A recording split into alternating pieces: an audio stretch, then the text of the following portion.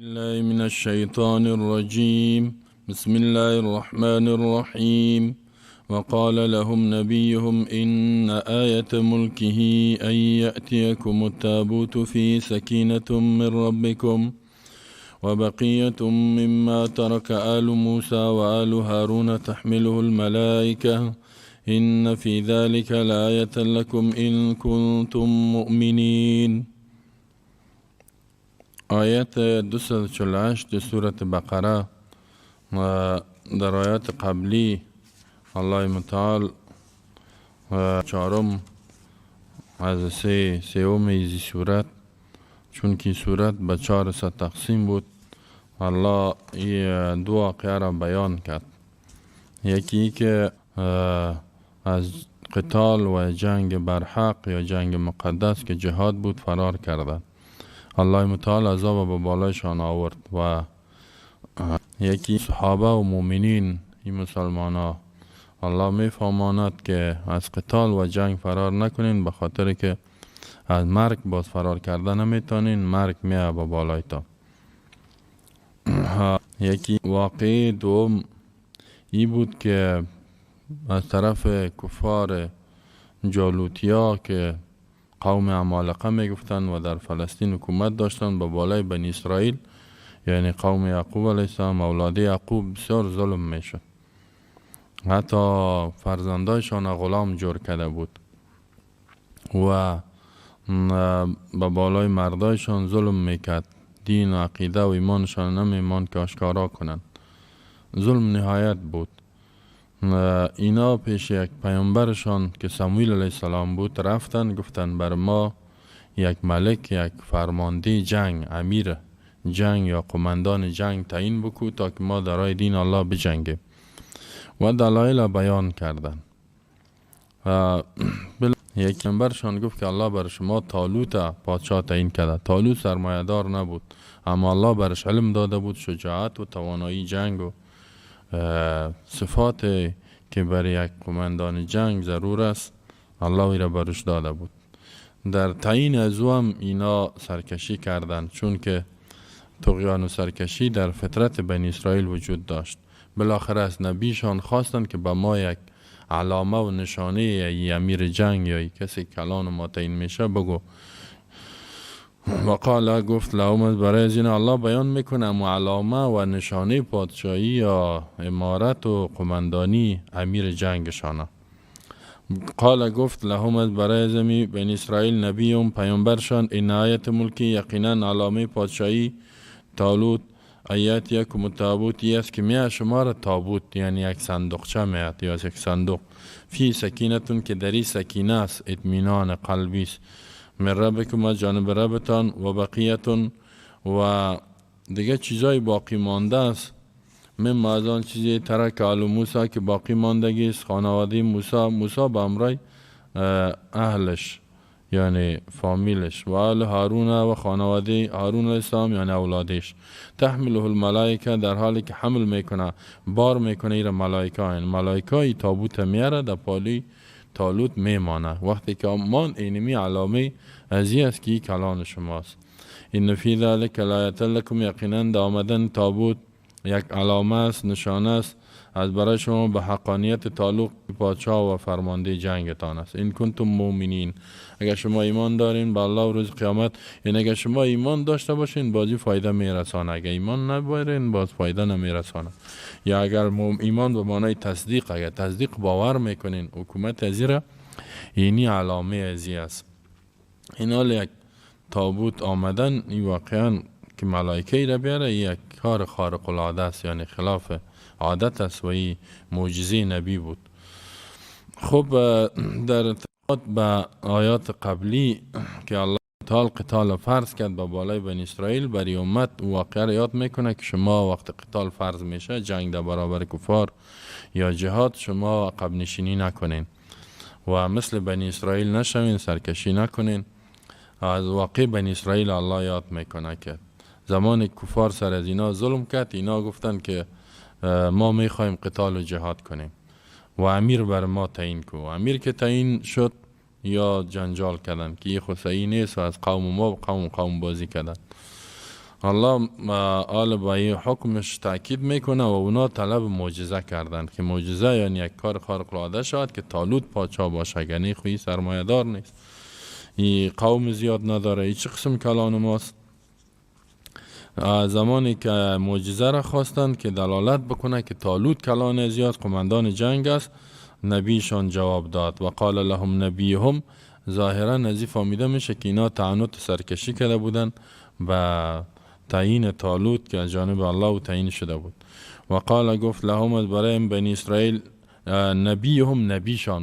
ما خواندیم که نبی کی بود قبلا، گفتیم زیاد راجع میست که او سموئیل علیه السلام یا شموئیل علیه السلام بود، اما او در وجود ضعیف بود، خودش پیر بود، عمرش زیاد بود، نمیتونه جنگ رهبری کنه.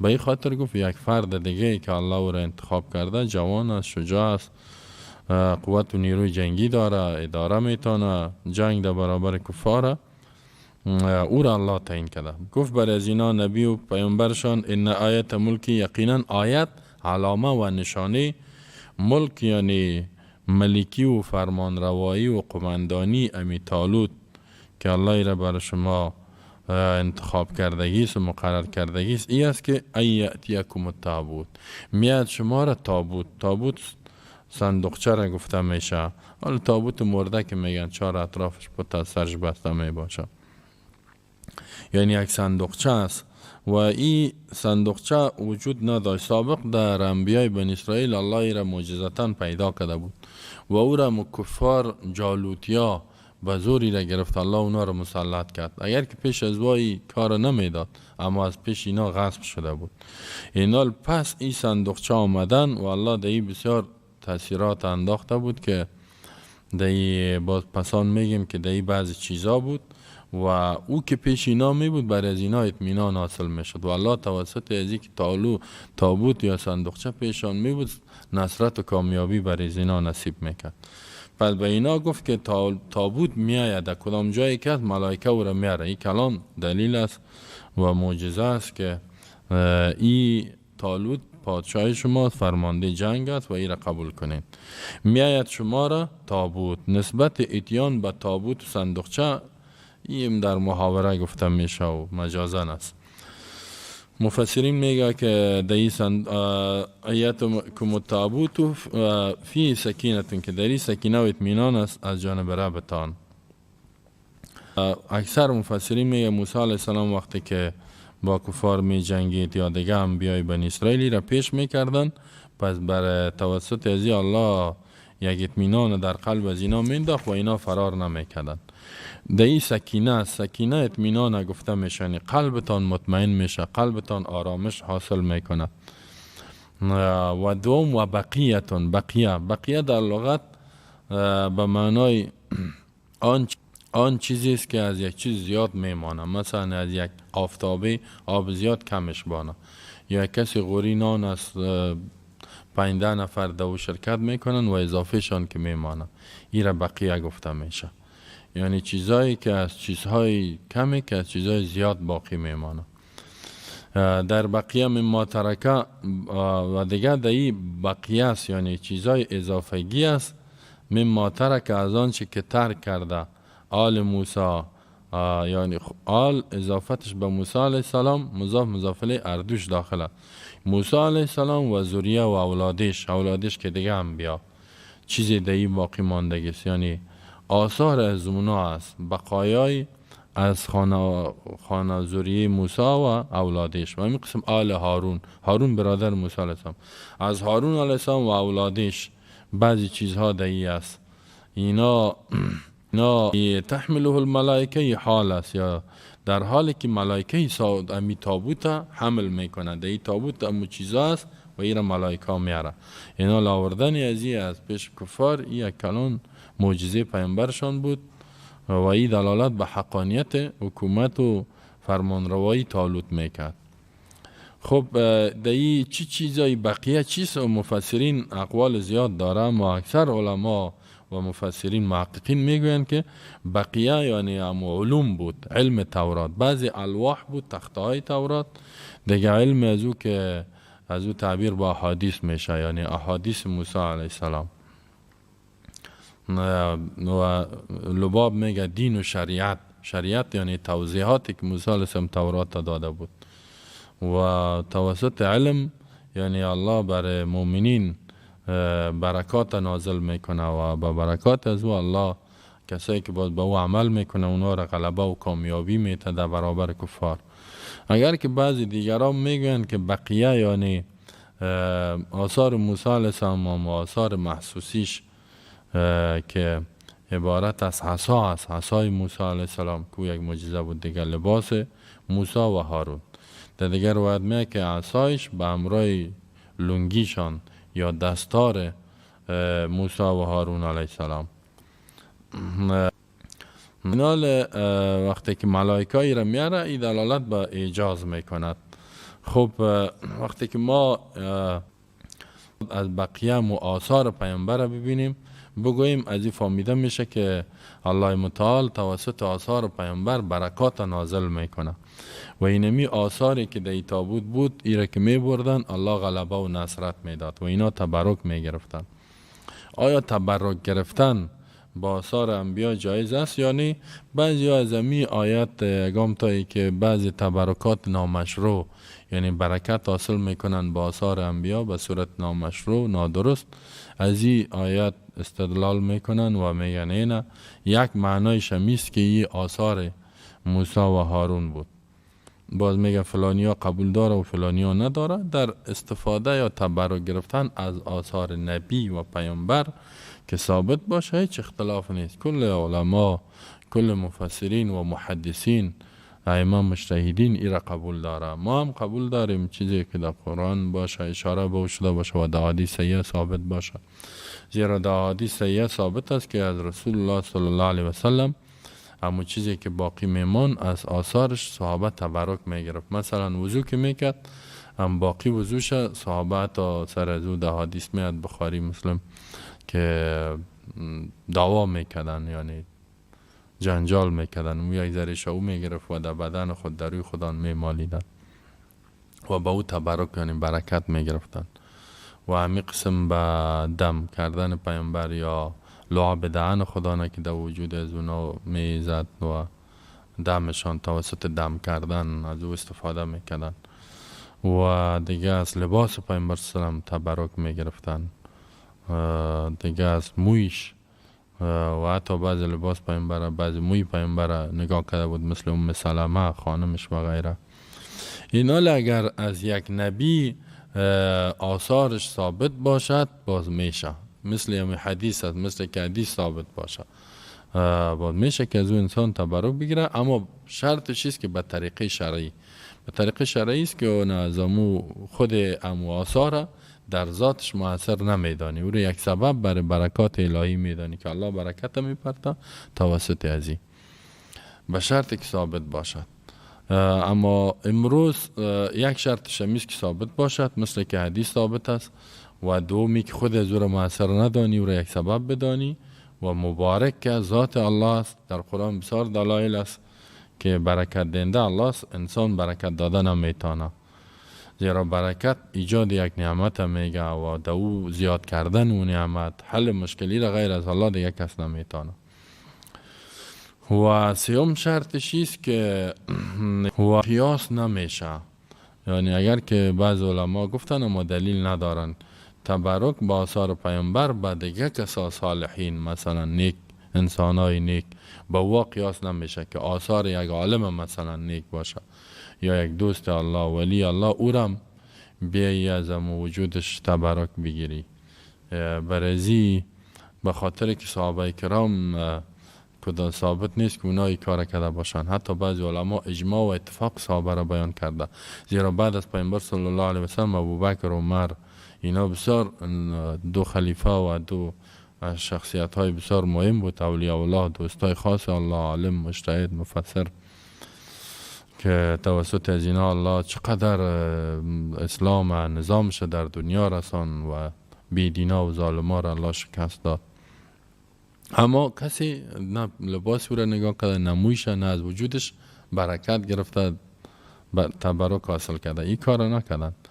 و همین قسم عثمان، علی و دیگه صحابه. از این فهمیده میشه که صحابه همی فهمشان از قرآن حدیث امی بود که تبرک فقط با آثار پیامبر گرفته میشه، نه به دیگه کس، یعنی به دیگه کس قیاس نمیشه. و ما و شما در آیات و احادیث به فهم صحابه مکلف هستیم، زیرا در این باره بسیار آیات ها است و که الله در قرآن میگه که و من یشاقق الرسول، هر کسی مخالفت کنه با پیامبر من بعد ما تبین له الهدى و یتبع غیر سبیل المؤمنین نولی ما تولی و نصلی جهنم. کسی که مخالفت کند با پیامبر بعد از اینکه هدایت برش واضح شد، یعنی سخنهای پیامبر، هدایت پیامبر برش رسیده، مخالفت کنه و تابعداری کنه غیر از راه مؤمنین.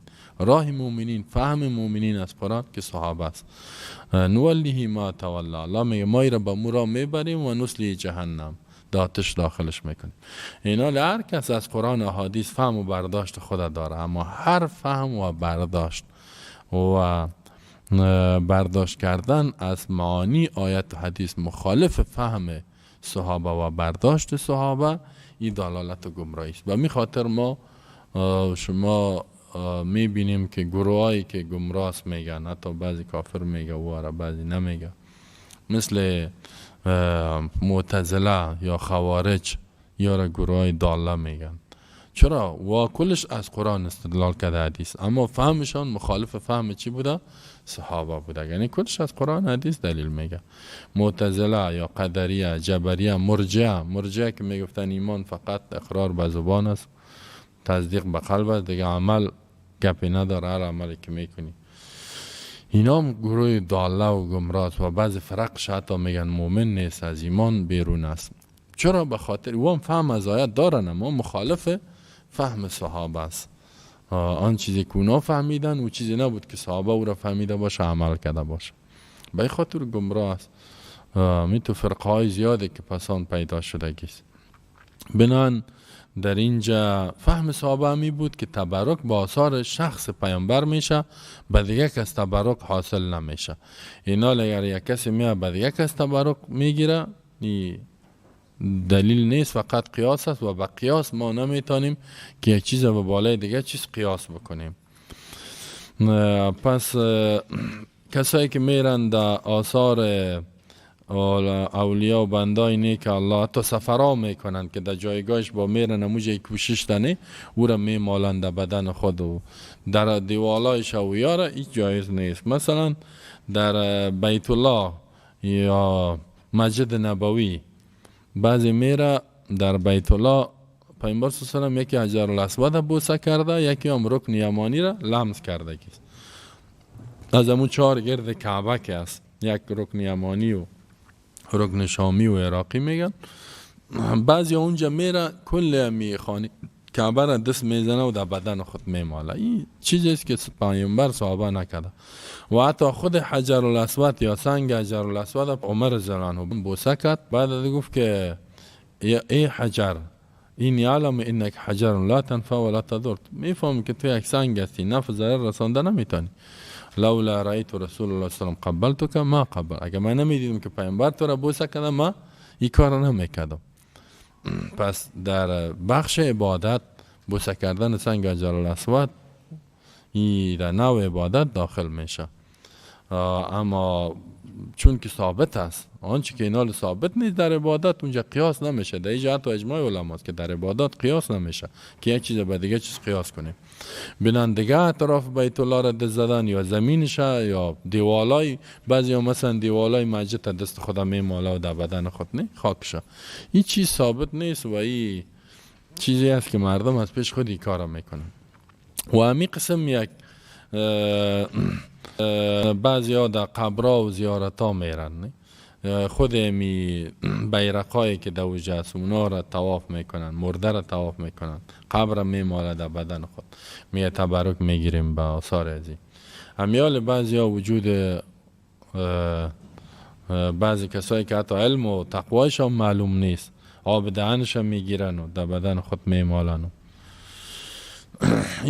چیزایی است که ثبوت نداره و اکثر محققین علمای گپ میزنن که با آثار دیگه کسا تبرک گرفته نمیشه. پس شرط سومش است که فقط از پیامبر باشه و دیگه آثار قیاس با اون نمیشه.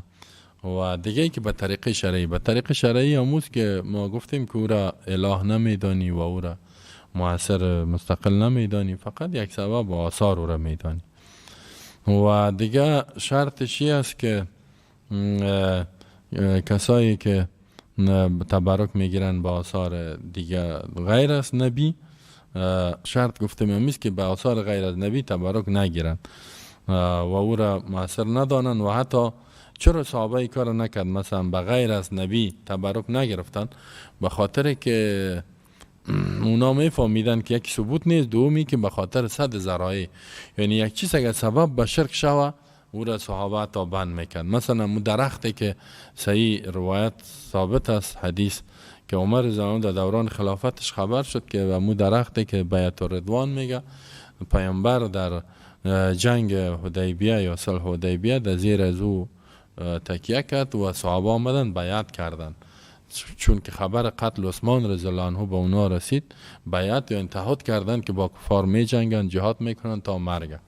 و الله از او بیعت یاد میکنه که ان الذين يبايعونك انما يبايعون الله، کسایی که با تو بیعت کردن یا با الله بیعت کردگیستن. لقد رضی الله عن المؤمنین اذ يبايعونك تحت الشجره، بدون شک الله راضی شد از اون مسلمانایی که با تو تعهد کردن به قتال در زیر درخت. اینا اونمو درخت که کدام درختی بود، بعضی صحابه بر از او تقدس دادن و از او تبرک میگرفتن، زیر از او نماز میخواندن. این یک سبب شد که عمر رضی الله عنه صحابه دیدن معلما و فامیدایشان که اگه ای باشه سبا روز میمالند بدن خود با توتای درخت، بالاخره از این درخت اله جور میکنند، خدا و معبود، و از او مدد میخوان، اینی به شرک میروه. بنان عمر حکم کرد که درخت از ریشه کنده شد و هموار شد، آثارش معلوم نشه، مردم نفهمه که درخت در کجا بود. تا چند وقت عساکر تعیین کرده بود که هر کی میاد در اینجا استاد نشه و تیر شود. او طور کردن در وقت شب بود که درخت کندن، هموار کردن. وقتی که صحابه آمد هیچ ندید جایش در کجا است.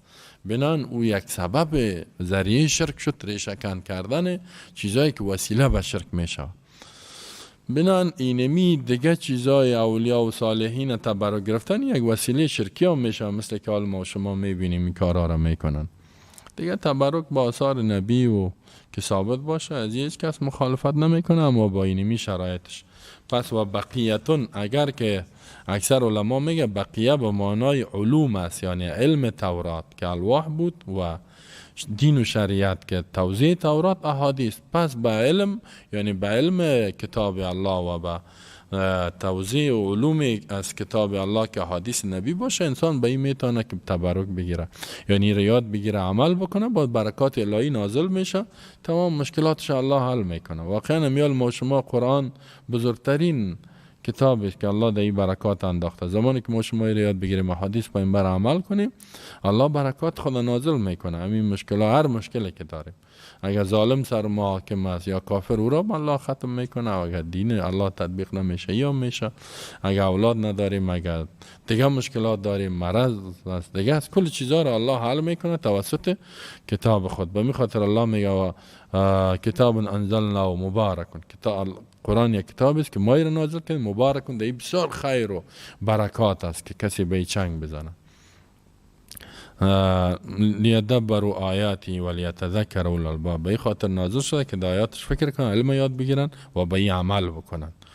پس بهتر است که در اینجا بقیه امو گفته شود، علومی که از تورات امو الواح بود، علوم بود، احادیث بود. مما ترک آل موسی و آل هارون تحمله الملائکه. اگر دیگه چیزام باشه، و یک احتمال عزیز که میشه که لنگی و یا باشه، اگر او گپ هم باشد باز میشه که ثابت باشه، از او هم انسان میتونه تبرک بگیره. بنان در این قیاس کردن و تبرک با آثار نبی را شرکیات جور کردن جایز نیست. میال مثلا در کشور ببینی، اما از آثار پیامبر باز محدثین محققین این را بیان کردن که خلاص شده. اگر مویش بود هم فعلا ثبوتی نیست که اینی موی پیامبر. در مصر یک جای جور کردن به نام موی که این موی نبی است، او جمعیه یک شرکیات است و مردم از او مدد میخواه، دیواله از او را میمالن و سعی میکنن. و در این جمع میگه موی مبارک در قندار است و یک موی مبارک میگه در بدخشان بود تویش آورد. این سالایی که تیر شده کفار مختلف آمده حمله کرده، مثلا تا چنگیز خان که آمده علاکو اینا بسیار چیزا را در داده از بین برده تا تاریخ ثابت. از پیامبر سم بعضی چیزا و آثار که بوده در مکه بوده، در مدینه بوده، در مختلف جا در عراق بوده، اونها را ختم کرده گیست می جنگا و یا از بین رفته. فعلا به نام کالای پیامبر یا عصا که حالی در بعض چیزا در مصر و در کشورهای عربی در اینجا هم نگاه کردن که شمشیر پیامبر است، نه این عصایش است، این لنگیش است، این کالایش است. دمی اینترنت که بزنید اون چیزا رو نشان میده. این چیزا ثبوت نداره. تماما محققین حتی ابن کثیر در تاریخ خود بیان میکنه که این چیزا از بین رفتگی است. میخواستم ما در این باره زیاد گپ دیم، کدام علمایی که بیان کردن که آثار پیامبر ختم شده فعلا ثابت نیست، وجود نداره. اما این گپ بخش ما درس تفسیر است. ما این میگم که اگر کسی بره با تاریخ مراجعه کنه که آثاری از پیامبر بود، تگموش بود، لباسش بود، همش پی صحابه ختم شدگی است و از او باقی نماندگی است. حتی در زندگی خود صحابه بعضی چیزا سوختگی است، از بین رفته. اونا خودشان نقل میکنن.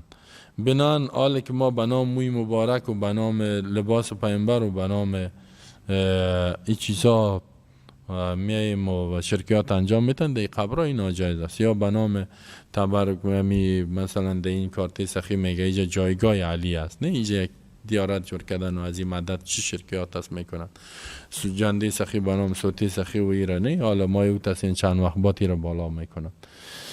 این کار کردن این یک شرکیات است. و یا در مزار میگه خود پیام علی نیست، گویند که علی در نجف در برق بیا ببین چه بیت شرف است، نورش بر طرف است. اینجا میگه علی یک وقت آمده، اوجا شرکیات روان است و چوب بالا میکنن و جندره و از او مدد میخوان. این چیزا کلش سعی کنید سبب شرک شده، سبب ازی که از الله مدد بخوان. الله در قرآن میگه وقال ربکم ادعونی، از ما بخواین استجب لکم، ما قبول میکنم. و من اضل ممن یدعو من دون الله، کیست کلان گمراه از کسی که مدد میخواه فریاد میکنه غیر از الله را. من لا یستجیب له الی یوم القیامه، کسایی که دعایش قبول کردن نمیتونه تا روز قیامت.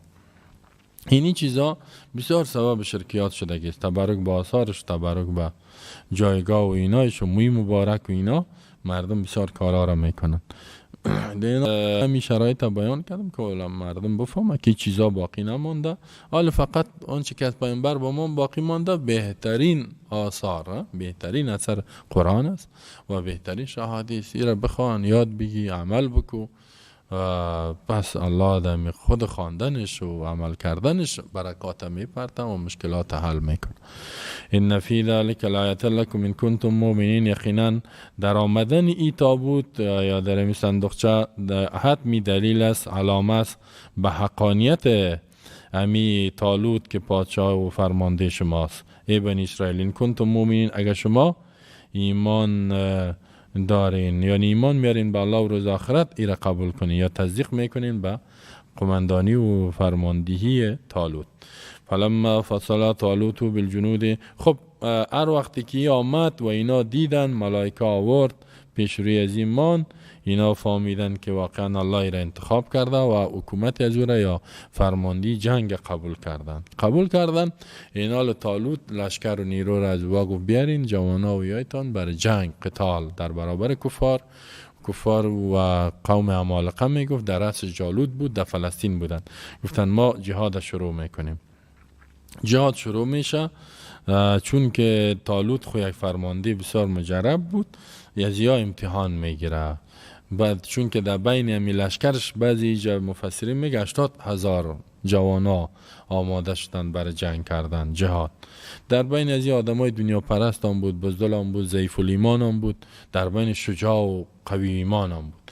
این خواست که امی اگر در بین لشکر یا چند تا بزدل و ضعیف الایمان باشد در جنگ که برن در روی بریش با کفار یا با دشمن این فرار کنه، کل امی روحیه لشکر و روحیه امی جمعی از مسلمان ها را شکست میته. به این خاطر یار امتحان میکنه.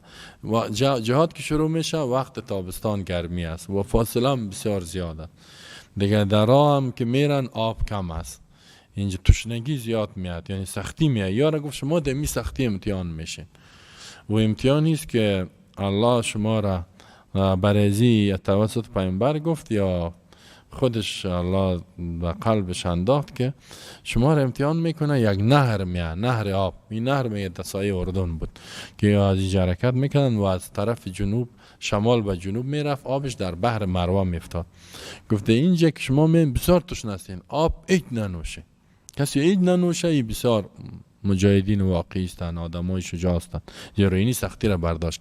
و اگر بسیار دلتان شد یک لب آب که دست بگیره بنوشه، خلاص. او کسی اگر سر خودم میمانه در نهر تا این می نوشه یا زیاد آب، بازی از جمله من است و ای تابعدار من است. این نمیتونیم ما ای را در لشکر خود بگیریم.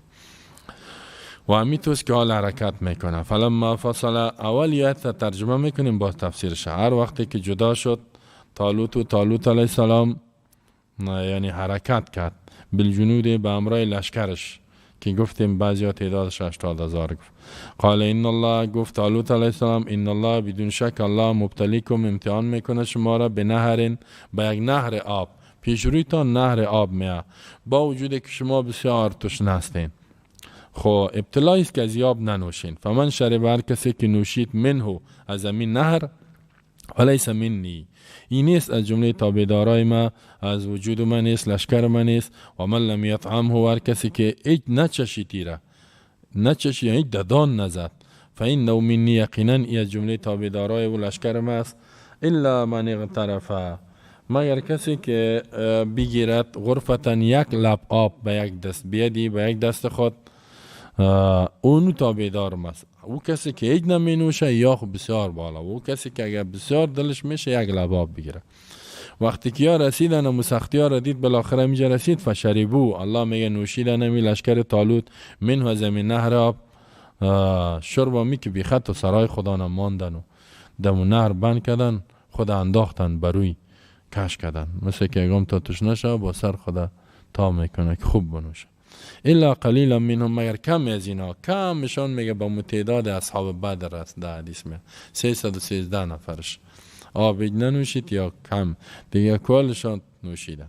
فلما جاوزه و والذین آمنوا معه، هر وقتی که تیر شد از این مکان نهر، کی هو طالوت والذین آمنوا معه، کسایی که ایمان آورده بود به امرای طالوت، یعنی مومنین واقعی تیر شدند که ایران نصرت میکردند. قالو، گفتن اینا اکثرش لا طاقت لنا اليوم، نیست طاقت و زور امروز از برای ما به جالوت، به جالوتیا و جنودی لشکرش. جالوت که کافر بود در فلسطین حاکم بود، گفت ما توانایی نداریم با ای بجنگیم. اونمو بود که بسیارش مان باز پسان میگیم. قال الذین، گفتو کسایی یظنون که یقین داشتن، انهم که یقینا اینا ملاق الله، روبرو میشن با الله، این روز قیامت است، روز حساب، الله از اینا حساب میگیره. با ایمانشان به قیامت قوی بود. گفت اگه این دنیا است، اگه کشته میشیم در راه دین الله است. کم من فیات قلیلت، بسیار وقت یک جماعت کم غالب میشود، فیات کثیرت، جماعت زیاده، باذن الله، با حکم الله، یعنی به توفیق الله و به مدد الله یک جماعت کم غالب میشه، زوراور میشه با بالای جمع زیاد، یعنی کامیابی به اساس نصرت و مدد الله، نه به اینکه جمع زیاد باشه، لشکر زیاد باشه، نیرو زیاد باشه. والله مع الصابرین، الله به امرای صبر کننده است، یعنی نصرتش به امرای کسی است که ایمان و عقیده توحید داره و صبر و ثبات داره، جنگ فرار نمیکنه. فلما فصل، از این فهمیده میشه که پادشاهی حکومت یا فرماندهی طالوت قبول کردن، حال لشکر آماده کرد و اینا را امتحان میکنه. فصل به معنای لازمی است این فصله، یعنی جدا شد. طالوت فاعلش هست، یعنی خرج این فصله بالجنودی به امرای لشکر از امی آبادی. و اینا میگن 80,000 بودن و حرکت کردن در زمینی که ریگزار بود، آب وجود نداشت. و دیگه حال گفتن از اینجا میرین، کدام آبایی هم که بود در راه خراش شده بود، گرمی و تشنگی شدید برشان رسید. قال، گفت که امی طالوت، این الله یقینا الله مبتلیکم به نهرین، امتحان میکنه شما را به نهر. امتحان از جانب الله این نیست که حقیقتشان بفهمن، به خاطر عزیز که اینا با سختی ها چی شون، عادت بکنن، آب ننوشه، به خاطر که دو جنگ خونجا دیگه سختی است. و دیگه ای که ابتلا جانب الله است که می حقیقت از اینا برای خود طالوت برای دیگران معلوم شود. یعنی الله شما را امتحان میکند به یک نهر که اون نهر شریعت میگن، بعد نهر اردن، بین اردن و فلسطین بود. فمن شرب منه، کسی که نوشید، منه در سلی یعنی بعد از شرب کلمه من بیاد، بسیاری ها میگن که به معنی کرمه، کرایی که خود بروی میپتی با دهن آب کش میکنی، این زیاد آب نوشیده میشه، یکی دست گرفتن است. کو کم میشه. کسی که نوشید منه از این نهر فلیس منی، این جمله من است، یعنی هیچ ننوشه، تابعدار من است، باید که در لشکر من نباشه. میخواست که یارا امتحان کنه که آیا ارادهشان محکم است، یعنی اطاعت میکنن از امیر خدا یا نمیکنن. و من لم یطعمه، کسی که ننوشید، طعم به معنی چشیدن، در غذا هم در آب هم میاماید، هیچ نچشید، فانه من، یقینا از جمله تابعدارای است و لشکرم است، وجودم است، کسایی که با ما میتونن جنگ کنن. پیشتر خود گفت که فمن شرب منه، هیچ ننوشیانی و هیچ نچشی. حال از امون نوشیدن یک استثناء میکنه، الا مگر من کسایی که می نوشن اغترفه، میگیرن یک لب غرفتن، یک لب آب بیدی به دست خود، تا که تشنگیش گلونش تازه شود و تشنگیش از بین بره، دیگه گپی نیست. یعنی فقط یک لب آب که یک دو دستام نه اجازه داد، از این زیاد نه. خب در اینجا امتحان بود، اگر که تشنگی بود، اگر اینا از این نهر تیر می شدن نمی نوشیدن، الله تشنگیشان پس رفع میکرد. و در این معجزه پیامبر بود و کرامت خود امی طالوت هم بود که الله تشنگیشان رفع میکرد. اما دمی ساعت امتحان بود که سخت تشنه میشه، اگر از این تیر می شد تشنگی ختم میشه، یا به یک لب خوردن تشنگی محو میشه. یا چی کردن در این امتحان؟ اکثرش ناکام شد. می فشربوا منه، نوشیدن امی لشکر طالوت منه از امی نهر آب. شرب آن به معنی بیخی اکثر سر خود در نهر بند کرد و بیخی کش کرد، شطور که تشنه شوا کش میکنه. الا قلیلا منهم، مگر کمی از یا باقی مان، کمشان که صبر کردن. اینجا بعض مفسرین میگه که 76,000، 76 یعنی 76,000 از این نوشید، 76,000 نفر، فقط 4,000 نفر باقی مان. جاوزه هو، هر وقتی که تیر شد از امین نهر، کی هو طالوت والذین آمنوا معه، کسایی که ایمان آورده بودن به همراه ازی، یعنی کسایی که صبر کردن و ننوشیدن و دشمن دیدن. اینا قالوا، اینا گفتن لا طاقت لنا اليوم بجالوت و جنودی، نیست قدرت برای ما امروز با جالوت و لشکرش، یعنی ما کتجی جنگ کردن نمیتونیم به خاطر که ما کم هستیم. یعنی از این 4,000 نفر هم اکثر دیگایش هم گفتن که ما نمیتونیم که بجنگیم، ترسیدن. قال الذين يظنون انهم ملاقو الله، می گفت کسایی که گمان میکردن، ظن به معنای گمان و یقین می، اکثر مفسرین میگه که بعد از ظن کلمه ان بیاد باز به معنای یقین است. اما میشه اینجا هر دو چند معنا شه. اگر ظن به معنای گمان بگیریم، ملاقو الله به معنای ثواب الله است. گفتن او کسایی که گمان میکردن یقینا روبرو میشن با ثواب الله، آن جزایی که الله برشان میته، ثوابا یا ثواب اطاعت الله کوچی است و جنت است و نعمت ها است. زیرا انسانی که عمل میکنه با گمان زیاد میباشه که الله مرا در جنت میبره، 100% خود جنتی گفتن هم میتونه. و همین قسم اگر ان را زان به معنی یقین بگیریم، با ملاقات الله به معنی بحث بعد الموت است. اگر ملاقات الله را به معنی دوباره زنده شدن بگیریم، باز اینجا زان به معنی یقین است. گفت و کسایی که یقین داشتن 100% که اینا روبرو میشن با الله، یعنی دوباره زنده میشن و الله از اینا حساب میکنه. به قیامت ایمان داشتن. چی گفتن اینا؟ که اینا علما و انسانای نیکشان بود. گفتن کم من فیت قلیلت غلبت فیت کثیرت، بسیار وقت یک جماعت کم غالب می شدگیست، یعنی در گذشته، فیت کثیره با جماعت و لشکرهای زیاد، به اذن الله، با مدد الله، با توفیق الله، با مشیت الله و با اراده الله. یعنی این تو نیست که شکست دشمن در نیروی زیاد باشه که ما زیاد باشیم، با مدد الله است. میگه در گذشتم بسیار وقت جماعتای کم که ایمان قوی داشتن، عقیده قوی داشتن، کفار زیاد شکست دادن. این نصرت از کثرت عدد نیست، بلکه نصرت از جانب الله است. والله مع صابرین، الله به همراه صابرین است.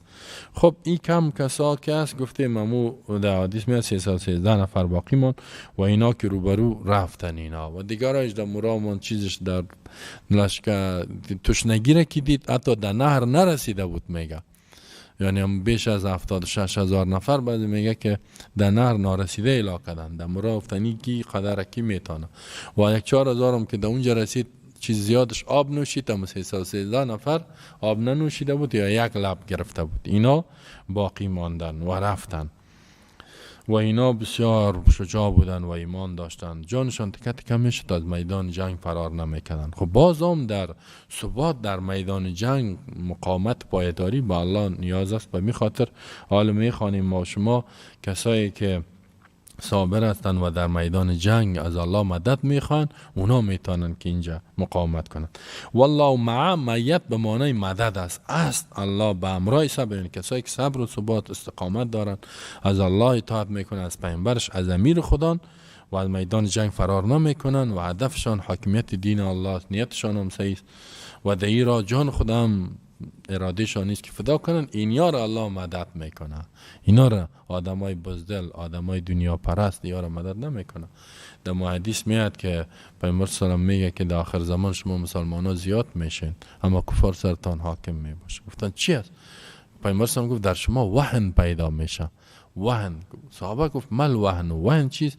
گفت حب دنیا و کراهیت الموت، محبت دنیا، یعنی چیزای لذتای دنیا، خانه، موتر، زندگی، معاش، پیسه و بد دیدن مرگ بد میبرین، مرگ خوش نمی داشته باشین. به می خاطر کافر سر شما مسلط میشه. واقعا حال اکثر مسلمان ها همی تو است، دنیا روی آورده و مرگ می ترسه، از مرگ کافر مسلط.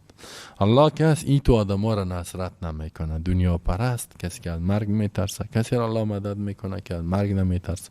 هدفش الله از آخرت، دنیا را یک وسیله می دانه، با دنیا ایتو دل بسته نمیکنه که احکام الله را ترک کنه. ولما برزوا لجالوت و جنودی قالوا ربنا افرغ علينا صبرا و ثبت اقدامنا وانصرنا على القوم الكافرین. اینا الله یاد میته که در میدان جنگ اینا تواضع تا باید بیان کنی، نگوی که من قوت دارم، به قوت خود اعتماد نکنی. از الله مدد میخوان، از الله نصرت میخوان و عاجزی خدا را به الله بیان میکنن. الله اینا را باز میگه که نصرت میکنه. در آیت بعدی ولما برزو، خب می چند نفر آمدن، هر وقتی که روبرو شدن اینا، مبارز کی را میگه؟ کسی را میگه که آشکارا شد، روبرو شد با دشمن. برزه واضح شدن و ظاهر شدن هم میگه.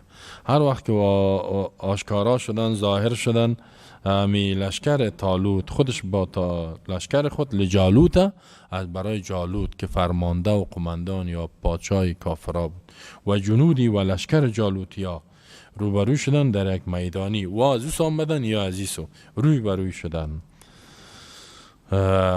لشکر جالوت که بسیار با وسایل جنگی و تجربه شده، یک قالو اینا گفتن، چون که از یا تعدادشان کم بود، از بسیار وسایلشان هم زیاد بود، دیدن که نگاه وسیله خود چیز نمیشه، ما باید به الله رجوع کنیم. ربنا، در دعایت وسیله میکنی اسما صفات الله را. ربنا، ای رب بسیار معنای زیاده. ای خالق ما که به ما وجود دادی، ای رازق ما که وقت به وقت رزق میتی، ای مالک متصرف ما و ای کسی که حکم در هر چیز نافذ است. اگه سنگ بگوی آب شو آب میشه، اگه آب بگوی سنگ شو.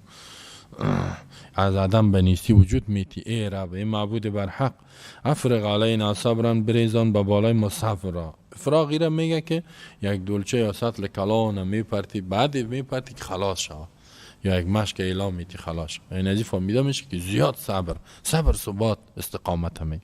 بریزان علینا به بالای ما صبرن، تنکیرم دلالت نکره، دلالت به عظمت میکنه. یعنی سه دعا کردن، یکی که به بالای ما صبر بریزان، یا الله سبب نصرتت ای باشه که صبری که ثبات استقامت، یعنی قلب ما را محکم کن، مثل که الله در قرآن درباره اصحاب کهف میگه و ربطنا علی قلوبهم، قلبشان ما محکم کردیم.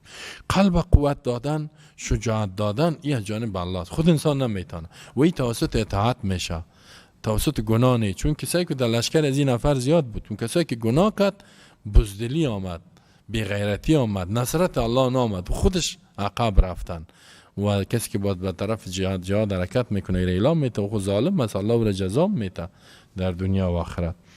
گفت صبر یعنی استقامت، پایداری. قلب ما را محکم کو که از میدان جنگ فرار نکنیم.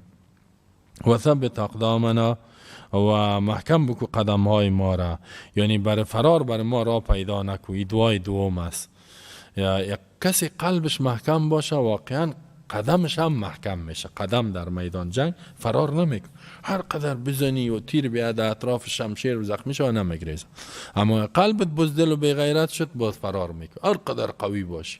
و می خاطر الله در قرآن که مؤمنین نصرت کرده میگه در قلب مؤمنین استقامت ایجاد کردیم. ولیربط علی قلوبکم صحابه را میگه در سوره انفال. و در برابر کفار قلبش ضعیف کردیم، رعب و هیبت و وحشت انداختیم. الله در قرآن میگه سنلقی فی قلوب الذین کفروا الرعب.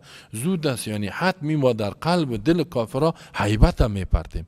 مالک قلب الله است که در قلب استقامت پرته و شجاعت و بزدلی را و هیبت و وحشت این هیچ کس نمیتونه. میگه ما حتمی در قلب کافر رعب و هیبت میپرتیم. سنلقی فی قلوب الذین کفروا الرعب بما اشرکوا، به سبب چی؟ کفر شرکشان، ما لم ینزل به سلطان. باز در سوره انفال میگه سألقی فی قلوب الذین کفروا الرعب فاضربوا فوق الاعناق. وقتی که رعب و وحشت افتید کافر میترسه، که میترسید میگه که گریخ میزنی که شمشیر و یا و حالا که دیگه اسلحه و وسایل است از پشت فیر میشه و از بین میره. فاضربوا فوق الاعناق واضربوا منهم كل بنان. ثابت بساز قدم های ما را، قلب ما را محکم کو ثبات و قدم ما را محکم کو. دو سیم وانصرنا علی القوم الکافرین. غالب بساز مدد کو ما را در برابر قوم کافر. در سلی نصرت که علا بیاد به معنی غالب کرده. ای تو مدد بکو، ای تو کمک ما بکو که کافر مکمل شکست بدیم. یعنی مدد کم نباشه که او بگریزه و باز دور بخوره و باز جنگ شود. یعنی نصرت و مدد قسمی باشه کاملا کافر شکست بخوره. سعی کنین که اگر مسلمان ظاهرا وسایل جور کرده بدون مدد الله نمیشه، زیرا حکم الله در هر چیز نافذ است. همیشه نصرت مومنین با مدد الله همراه بوده. یعنی ما را مدد بکو مبارک کسی کافر است، کافر منکر است، کتاب تو نبی تو نظام تو را قبول نداره. کوکی از جالوت و لشکرش است. اینا وقتی که یا دعا کردن و با مو استقامت، با مو عقیده توحید و نیرو حرکت کردن، نتیجه چی شد؟ الله میگه فهزموهم باذن الله و قتل داود جالوت و آتاه الله الملك والحکمت وعلمه مما یشاء ولولا دفع الله الناس بعضهم ببعض لفسدت الارض ولكن الله ذو فضل على العالمين تلك آیات الله نتلوها عليك بالحق وانك لمن المرسلين. فهزموهم شکست دادن، فهزمو شکست دادن امی طالوت با امرای لشکرش، هم کافار جالوتیاره، به اذن الله، به اراده الله، به حکم الله، به توفیق الله، به مدد الله. سعی کنین اینجا هم شکست الله میگه به اذن الله بود. و قتل داوود و جالوت. چه قسم شکست داد؟ میگه کشت داوود جالوت. خب یک قماندان جنگ، فرمانده پادشاه که در جنگ بیاد و کشته شوه، طبعا دیگه کسا اینجا روحیشان از بین میره. و می خاطر الله میگه که فقاتلوا ائمه الکفر، امامای کفر کلانایشان بکشید. کلانایش کشته شد خودش فرار میکنه، زیرا زنده باد مرده باد والا. وقتی که کلان از بین بره باز لشکر شکست میخواد. کشت میگه داوود جالوت. از این فهمیده میشه که داوود در لشکر طالوت بوده و وقت پیامبر و گپا نبود. وقتی که او را کشت اینقدر شجاع بود. و آتاه الله الملک، الله داد برای داوود علیه السلام پادشاهی را. جالوت مکمل فلسطین در تحت تصرف ازی بود، ای از بین رفت، کل اون کشور یا فتح. و الحکمت، نبوت و پیامبری و ایران برش داد. و علم و تعلیم داد الله به داوود علیه السلام مما یشاء، از چیزایی که الله میخواست. یعنی بسیار چیزای دیگه در تفسیرش میگم. ولولا دفع الله الناس بعضهم ببعض، اگر نمی بود دفع کردن الله الناس مردم بعضشان که ظالما و بیدینا است، به بعض دیگرش که صالحین و مجاهدین و انسانای نیک است، لفسدت الارض، حتمی فاسد میشد زمین. میسه کنین الله ای کار کرد، اگر ای کار نمیکرد کافر حاکم میشد روی زمین، با کفر و شرک و ظلم از بین میره. ولکن الله ذو فضل علی العالمین، لیکن الله صاحب فضل و برتری است به بالای مخلوقات خود.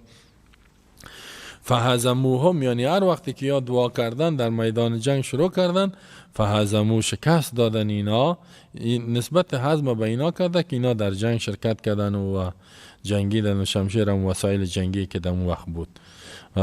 لشکر کی را؟ جالوت. باذن الله یعنی به مدد الله، به تایید الله، به حکم الله و به توفیق الله متعال که الله دعای از اینا را قبول کرد. حزم میره میگه که یک چیز میشکنانی، مثلا شیشه است یا سنگ است میدهش، یعنی کمرایشان میده شد، وجودشان، سرشان، دستشان، پایش. و قتل و کشت داود جالوت. یعنی اینجا طالوت آمد، خود طالوت جنگ کرد، اما در لشکر از این مفسرین میگه داود علیه السلام بود و این بسیار شجاع بود. و باز طالوت میگه گفت که در روایت های اگر که تو 100% یقینی نیست، حدیث نیست، اما روایت های تاریخی میگه که رد نمیتونیم که ردام کنیم 100%. میگه طالوت گفت که ترغیب داد هر کسی که کلان از یار کشت قبرش انعام داده میشه و حتی که فرماندهی جنگ هم به او داده میشه اگر این شکست بخوره حکومت هم از او باشه. بعض وقت انسان میتونه. و بعضی هم میگه گفت که دیگه چیزا حتی ما به خاطر که او را دوست دارم حتی میخوایم خویشاوندی با امروش کنم و این داماد ما شوه. این را میتونه یک رئیس لشکر ترغیب کنه دیگر را، غیر از اینکه ایمان داره و دیگه چیزا هم وعده بده.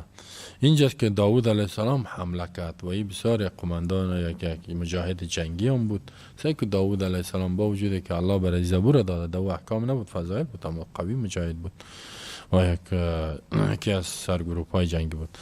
قتل کرد داود جالوت، این در جیشش بود، رأس همه کفاره، کلانشان، فرماندهی جنگ کشت. وقتی که از بین رفت کل لشکر دیگه شکست خورد، دیگه کل نیروهایش فرار کردن و گریختن و چیزش تسلیم شد. و عطا الله الملک، الله داد به بالای پادشاهی را. اولین بار از میده دوران داود، قبلا برای بنی اسرائیل یا چی می بود، نبوت می بود و یا حکومت می بود بدون نبوت، اما این اولین بار است در دوران داود الله هم پادشاهی داد، هم پیامبری را برش، هم دین هم دنیا تا این قوم الله جمع کرد دین و دنیا را. و عطا الله الملک، الله داد پادشاهی را برای داود علیه السلام و الحکمت، نبوت و پیامبری را. حکمت زیاد مفسر میره پیامبری را برش داد و علمی که از امی پادشاهی کردن و اینا. و علم و مما یشاء، تعلیم داد الله ایره چیزایی که میخواست، علم نافع برش داد. ابن کثیر میگه کان طالوت قد وعد و وعده کرده بود که این قتل جایز دختر خود برش میته، نعمتها رو برش میته، در حکومت شریکش میکنه. بعد فوفا له ثم آل الملک، بعد به داود علیه السلام امی پادشاهی برش رسید، نبوت هم رسید. دیگه مایشا مثلا زری جور میکرد، شمشیر جور میکرد، زریایی که بسیار خطرناک در بدن پوشیده میشد او نشده بود. آهن الله برش موم ساخت. نه دیگه پرندار گپش میشنید، وقتی قرائت میکرد کوها به امرایش میخوان که الله هر دو چیز در جمع کرد. با نظام الله نافذ میشد، عدالت آمد. مثل که الله در قرآن میگه یا داود انا جعلناک خلیفة فی الارض، در سوره صاد.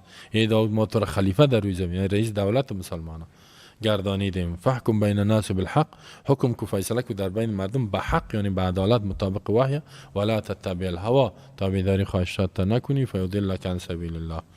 و نزی فهمیده میشه که پادشاهی زمین با بعد از با اولادش سلیمان علیه السلام، و از فهمیده میشه که طالوت بعد از موسی علیه السلام که داود علیه السلام. و زبور هم بعد از تورات است. اولین کتاب کلام تورات با زبور است. زبور در زبور احکام نبود، اکثر مفسرین میگه فضایل بوده، مثل که در حدیث فضایل است. و بعد از سلیمان السلام کل پادشاهی دنیا برش داده شده. ولولا دفع الله الناس بعضهم ببعض لفسدت الارض. اینجا حکمت جهاد و قتال الله بیان میکنه. میگه در قتالی است که کافر، فاسد، ظالم، ظلم از بین میره، عدالت میاد، امنیت میاد، ثبات میاد، رفاهیت میاد، خوشبختی میاد، آرامش میاد، کل مردم مخلوق آرام میشه. شر کافر اگر جهاد نباشه، قتال نباشد، کافر حاکم شود، منطقه را خراب میکنه، بی امنی میاد، ظلم میاد، زنا، فحشا، مال مردم هم میگیره، حتی معبدا را از بین میبره.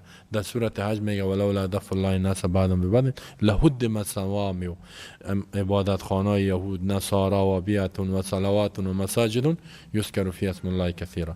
بیخی عبادت محو میشه. واقعا اگر می جهاد افغانستان در برابر روس نمی بود، قتال نه، کمونیسمی که میگه خدا نیست، ملائک نیست، قیامت نیست، مسجد نباشه، معبد نباشه، دین افیون ملت هاست، مکتب کمونیسم یا عقیده کمونیسم یا ایدئولوژی کمونیسم حاکم میشد، در اینجا ما نه مسجد میدی نه عبادت هم در دنیا نمیدیدی. زیرا گواه افغانستان هم میگرفت، پاکستان هم میگرفت، هندوستان هم میگرفت، همین تو اروپا کل دنیا را فتح میکرد و در روی زمین الله را نمیمان که خالق عبادت شد. اولی الله نمیمانه کافر از 100% غالب شد. یک وقت مسلمان ها ضعیف میشن اما الله دیگه باز پیدا میکنه. این قانونش است. الحمدلله. الله اکبر. الله ما شما را واقعا سر بندای خود رحم میکنه، سر کل انسانیت رحم میکنه. نمیمانه که یک انسان طاغی و باغی شود. بعضی وقت الله خودش عمل میکنه، بعضی وقت مجاهدین پیدا میکنه توسط از کافر شرش دفع میکنه. بنان جهاد برای عدالت است، رحمت است. مجاهد واقعی نه ای که به نام مجاهد باشه که به خاطر دین الله بجنگه، این بزرگترین نعمت است. جهاد و مجاهدت. بعضی ها جهاد میگن که وحشت است و عقیده مسلمان نیست، عقیده بیدین است کسی که گپ میزنه. در جهاد بسیار نعمت است. ولی این حکمت جهاد ولولا دفع الله الناس، اگر نمی بود دفع کردن الله مردم، بعضهم بعضشان که کفار است، اشرار است، بیدینا است، ظالما است، حرامخورا است، زناکارا است، به بعض دیگرش که کی است؟ مجاهدین است، انسانای نیک هستند، انسان علمای برحق هستند. لفسدت الارض، حتمی روی زمین فاسد میشد، حیات از بین میرفت، زیرا شر که غالب شد آبادی از بین میرفت، عقیده توحید از بین میرفت، عبادت الله از بین میرفت، قانون عدل زیرا در نظام الله عدل او از بین میرفت، آرامش از بین میرفت، امنیت از بین میرفت. اما الله میگه من این کار اجازه نمیتونم. ولکن الله ذو فضل، لیکن الله صاحب فضل است، صاحب رحمت است، صاحب انعام است، احسان است علی العالمین، به بالای مخلوقاتش، که اجازه نمیته برای اهل شر که غالب شود سر اهل خیر یا سر انسان ها. تلک آیات الله نتلو علیک بالحق. این میالم کافر زور دارن، با او زور نداره که مسجد بند کنه و دین و ایمان یارو بند کنه. ای آخری آیت است که الله در ارتباط میگه تلک آیات الله، یعنی آنچه که ما بیان کردیم آیات الله است، احکام الله است. ای پیامبر چیزای ناشنا را برات بیان کردیم که در قوم بنی اسرائیل افتیده بود، واقع شده بود، نه همین واقعات. این از آیات الله است، یعنی اخبار الله است که الله از غیب خبر داد به تو، وحی کرد به واسطه جبرئیل امین. و این نشانهای قدرت الله است، نتلوها که بیان میکنیم ما را علیک به تو پیامبر بالحق، به حق، یعنی براستی دی دروغ باطل نیست یا به خاطر اظهار حق. و اینک لمن المرسلین، بدون شک تو ای پیامبر حتمی، این بر تاکید، لام بر تاکید، اسم جمله اسمیه، حتمی از جمله انبیا هستی، کسایی که به خاطر تطبیق دین الله فرستاده شده. تو به این خاطر است که دین الله را برسانی، مردم تربیت کنی، نظام الله را تنفیذ کنی، تو به این خاطر فرستاده شدی. یعنی تو در نبوت و شک نکو و با حکم وحی الله ادامه بده، بر تطبیق اسلام بزدلی را از مسلمان ها و صحابه دور بکو. و مثل که در بنی اسرائیل الله می تو شجاع بود، می تو شجاعنه در برابر کفار قتال بکو و الله نصرت بر تو میده. و همی کار باز پیامبر هم ادامه داد تا که مسلمانان الله اینا را در دنیا قوت داد که نظام الله را تطبیق کنه. و صلی الله علی نبینا محمد و آله و صحبه اجمعین. الله بر ما شما توفیق عمل نصیب.